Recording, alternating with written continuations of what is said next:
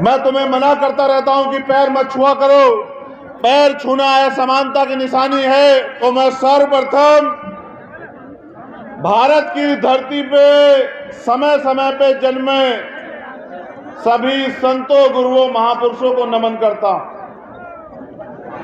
उन महापुरुषों को नमन करता हूं जिन्होंने अपने प्राणों का बलिदान और अपने जीवन का एक एक पल हम सब लोगों को अपने पैरों पे खड़ा करने के लिए लगा दिया।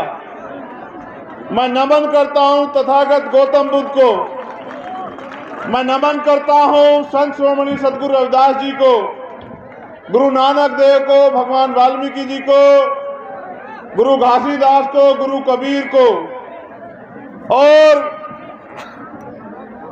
मैं नमन करता हूं राष्ट्रपिता ज्योतिबा फूले को, छत्रपति साहू जी महाराज को, पेरियर रामास्वामी नायकर को, पेरियर लल्लू यादव को, बाबू जगदेव प्रसाद कुशवाहा को, जननायक कपूरी ठाकुर को, महामना रामस्वरूप वर्मा को, मान्यवर दीना भाना वाल्मीकि जी को, कोतवाल धन सिंह गुर्जर को, सर छोटू राम को, चौधरी चरण सिंह जी को, और नमन करता हूं मेरे गुरु, मेरे आदर्श मान्यवर साहब श्री काशीराम को। मैं नमन करता हूं देश की उन वीरांगनाओं को जिन्होंने इस आंदोलन को महापुरुषों के साथ अपने खून से सींचा। मां सावित्रीबाई फूले, मां रमाबाई, मां अवंतिकाबाई लोधी, मां झलकारी बाई, मां फातिमा शेख और करोड़ों करोड़ों महिलाओं की ताकत बनने वाली मां फूलन देवी को भी मैं नमन करता हूं। सम्मानित साथियों, मैं जब पिनाट आया और जब मैं उस मूर्ति का उद्घाटन करने के लिए पहुंचा, मेरा दिल गौरवान्वित हुआ कि इतनी सुंदर मूर्ति बाबा साहब अम्बेडकर की आप लोगों ने लगाने का काम किया। मैं बहुत बहुत धन्यवाद देता हूं आपको।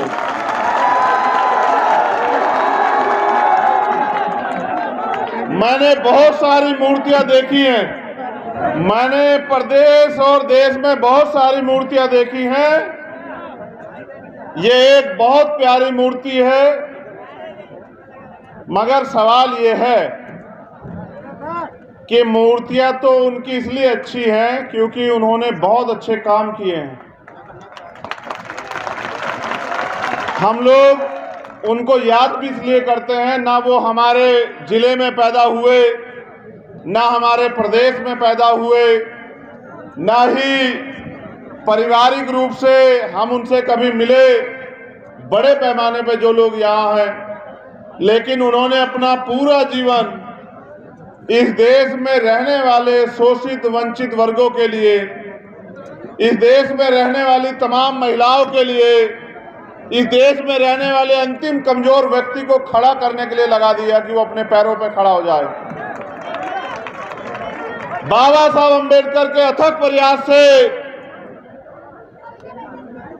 उनके नारों को, उनकी बातों को जान जानकर मान्यवर काशीराम साहब गली गली, गांव गांव, कस्बे कस्बे घूमकर इन वर्गों को इकट्ठा करने के प्रयास में लंबे समय तक लगातार कार्य करते रहे और वो इसमें बड़े पैमाने पर सफल भी हुए। मगर सम्मानित साथियों, मैं याद करता हूं बाबा साहब अम्बेडकर के संघर्ष को और मेरे याद आता है कि बाबा साहब हमें जातियों से निकालकर वर्ग में बना के चले गए।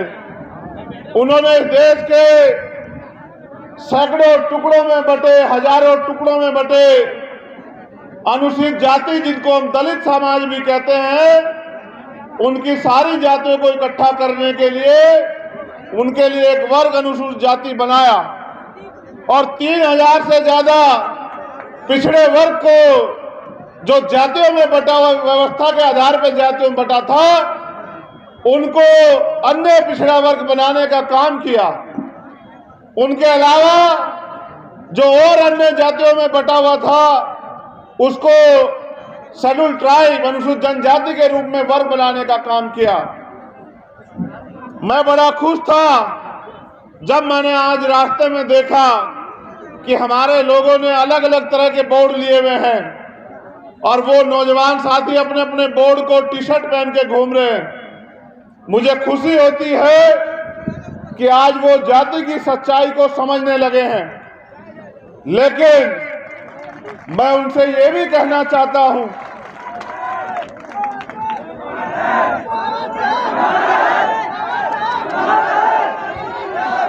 जो लोग बाबा साहब के जोर जोर से नारा लगाते हैं, मैंने ऐसा देखा है कि बाबा साहब अम्बेडकर का कोई काम नहीं करते हैं, क्योंकि वो दिखावे के लिए नारे लगाते हैं। जो लोग जमीन पे काम करते हैं उनको नारे लगाने का समय नहीं मिलता है, ये सच है। जो लोग जमीन पे काम करते हैं वो उन पे इतना समय नहीं होता कि वो नारे लगा सके या भीड़ में हल्ला मचा सके। वो तो जमीन पे काम करते रहते हैं और समाज ऐसे लोगों को पसंद करता है जो अनुशासन में रहते हैं, जिम्मेदारी से रहते हैं, मंच द्वारा या अपने नेता द्वारा कही गई बातों का पालन करते हैं। ऐसे लोगों को ना समाज पसंद करता है ना नेता पसंद करता है जिनको कह दिया जाए कि भाई बैठ जाओ, और वो जानबूझ के बार बार खड़े होकर दूसरे लोगों को डिस्टर्ब करते रहते हैं। ऐसे लोग ना समाज का भला कर सकते हैं ना अपने संगठन का भला कर सकते हैं। ऐसे लोग समाज को गलत रास्ते पे ले जा सकते हैं। इसलिए मैं तो आपका धन्यवाद करता हूं कि आप बैठ गए हो मेरी बात सुन के, आप अच्छे लोग हो। लेकिन सम्मानित साथियों, जो बात मैं कह रहा था वो ये है कि बाबा साहब अम्बेडकर ने हमें वर्ग बनाया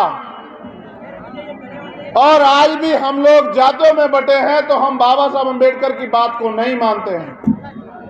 वो बाबा साहब अम्बेडकर जो ये कहते हैं कि मुझे पूजने की नहीं मुझे पढ़ने की जरूरत है, जो कहते हैं मैं मूर्तियों में नहीं मैं किताबों में हूं, जो बाबा साहब अम्बेडकर अपनी सारी सुख सुविधा छोड़ के हमारे लोगों को पैरों पे खड़ा करने के लिए रात दिन मेहनत करते रहे, अपने 4-4 बच्चों की कुर्बानी दी, क्या उनका सपना सिर्फ मूर्ति लगाने से पूरा हो जाएगा? मैं पूछना चाहता हूं आप लोगों से। जितनी जोर से नारे लगा रहे थे उतनी जोर से बताओ, अगर नारा लगाने से या मूर्ति को लगाने से सपना पूरा नहीं होगा तो फिर ये भी बताओ कि उनका सपना कैसे पूरा होगा? मेरे लोगों मुझे बताओ। पहले उनका सपना भी जान लो। उनका सपना था कि ये कमजोर वर्ग के लोग जिनको मैं तमाम तरह के संघर्ष करके बड़े बड़े पैसे वालों ताकत वालों से लड़के वोट का अधिकार दिलाने का काम कर रहा हूं, जो मेरे जाने के बाद पढ़ लिखकर अपनी वोट की ताकत को समझ के अपनी वोट के जरिए इस प्रदेश और देश पे राज करने का काम करेंगे। क्योंकि अब जो बात मैं आपसे कहने वाला हूं वो नौजवान साथियों को सुननी चाहिए। तुम्हारा भला नारा लगाने से या पैर छूने से नहीं हो सकता, मेरी बात को याद रखना। मैं तुम्हें मना करता रहता हूं कि पैर मत छुआ करो, पैर छूना असमानता की निशानी है। मैं तुमसे कहता हूं कि पैर मत छुआ करो। तुम लोग दूसरे नेताओं की तरह तुम्हें लगता है पैर छूने से मैं खुश हो जाऊंगा, तुम पैर छूते रहते हो। मैं तुम्हें बताना चाहता हूं कि हमारे लोगों की रीढ़ की हड्डी बड़ी कमजोर हो गई है, वो हर आदमी के आगे झुक जाती है। मैं अपने नौजवान साथियों से कहना चाहता हूं कि अपनी रीढ़ की हड्डी को इतनी मजबूत रखो, वो अगर झुके तो समाज के सम्मान में, अदरवाइज वो किसी के आगे झुकनी नहीं चाहिए, कुछ भी हो जाए।